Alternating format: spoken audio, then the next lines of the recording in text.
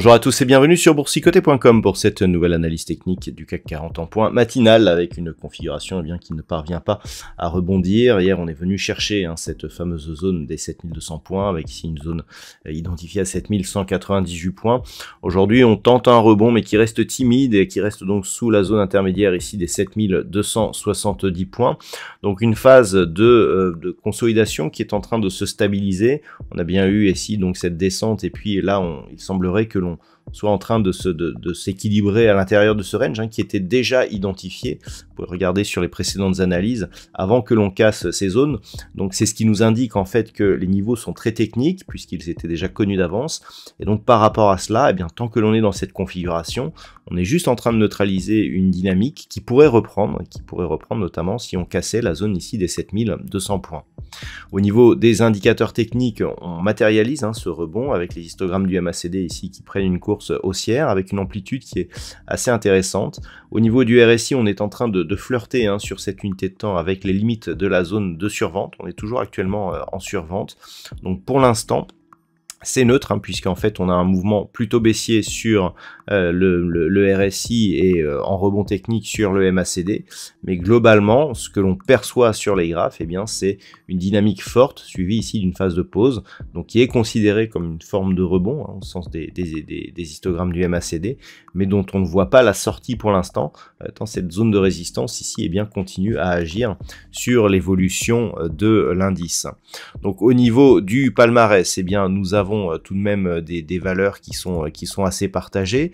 Au niveau des plus fortes hausses, on trouve ArcelorMittal plus 2,34%, ST Micro plus 1,10%, derrière Dassault Systèmes, LVMH, Hermès ou Legrand sont sur des hausses inférieures à 1%. On remarque le luxe qui remonte bien la pente par rapport à la baisse enregistrée en début de semaine.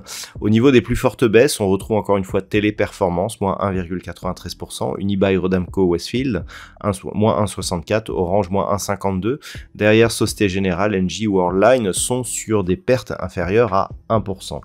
Donc d'un point de vue technique, vu les niveaux que l'on a et la lisibilité du graphe, c'est relativement simple. On peut même s'amuser ici à tracer les retracements de Fibonacci pour justement cette dynamique et voir que tout simplement cette zone que l'on est venu tester ce matin correspond au retracement à 23,6%. Donc on est toujours dans une consolidation horizontale, on serait dans une phase de rebond si les cours cassaient cette zone ici et venaient chercher par exemple le deuxième retracement, que ce soit donc cette zone 7322 ou la zone ici des 7335. Zone d'ailleurs des 7335, donc je vous dis depuis quelques jours que depuis cette phase de baisse, il faudrait remonter au-dessus pour limiter justement les effets de cette impulsion. Donc là on se rejoint avec les retracements de Fibonacci. Donc tant que l'on est sous 7335, certes on reste dans une dynamique baissière avec une variation au niveau de la dynamique. Par contre, en cas de rupture de la zone des 7200 points, là clairement on pourrait redescendre d'une manière assez forte et les prochaines zones de support seraient notamment 7110 ou 7015. On a une base de retracement, donc si on venait à casser donc cette zone des 7200 points qui correspond ici à un retracement total et donc qui pourrait nous ramener sur ce support intermédiaire ici des 6950 points. Donc vraiment il faut surveiller ces niveaux car on voit que ils peuvent nous apporter des signaux relativement puissants. Voilà donc ce que l'on peut dire ce matin sur cette configuration technique.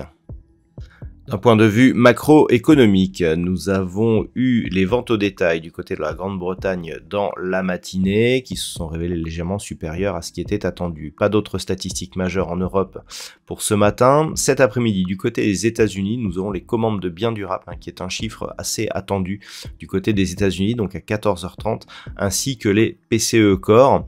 Là aussi, c'est un chiffre qui pourrait nous amener de la volatilité, mais bien entendu, au-delà de ces chiffres, c'est aussi la poursuite des négociations concernant le mur de la dette, puisque l'échéance se rapproche, qui tiendront en haleine les investisseurs, donc par rapport justement à cette baisse qui a été provoquée aussi en partie par ce problème. Voilà donc ce qu'il fallait savoir pour aujourd'hui. Je vous souhaite de passer une bonne journée. On se retrouve dès ce soir pour toutes les autres analyses techniques du site boursicoté.com.